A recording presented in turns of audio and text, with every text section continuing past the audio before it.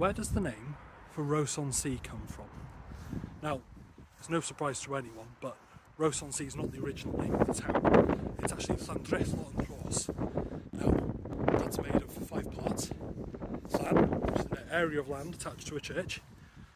Drillo, which is the soft mutation of the name Trillo, who was a saint, who we'll get to later. In, and Rhos, which originally meant a moor, but was actually also the name for the cantref of the area. Now, a cantref is a bit like a county, but smaller. So it literally means the Church of St. Trillo in the cantref of Rhos.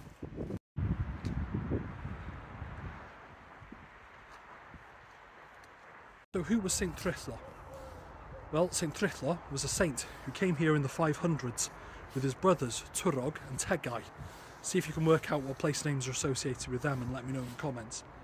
Now, his dad was Hael, who was a legendary Breton king from Brittany in what's now the north of France.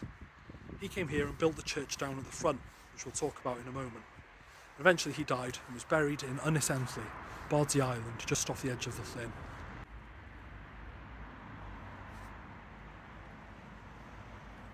The church behind me was built on the site of the personal chapel of Ednyfed Vychan, a famous Welsh warrior from the 1200s, who was the Cynghellwr, a bit like a prime minister to Wales's greatest king, Llywelyn Fawr. So behind me here, on the seafront, is the chapel of St. Trillo. Now, this one here was originally built in the 1300s, but even then it's been replaced over time, so the oldest parts really are from the 1500s.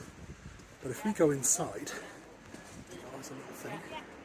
If we go inside, we can see that actually this chapel was built on top of an old spring.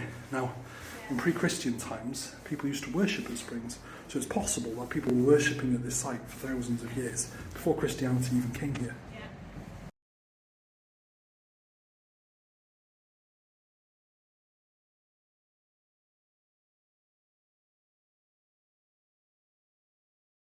Now, the English name for the town, Rhos-on-sea, is fairly recent.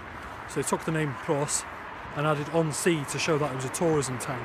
And that happened in the 1890s, early 1900s. Anyway, subscribe for more. And give us a like and share it with people who are from the area. Diolch.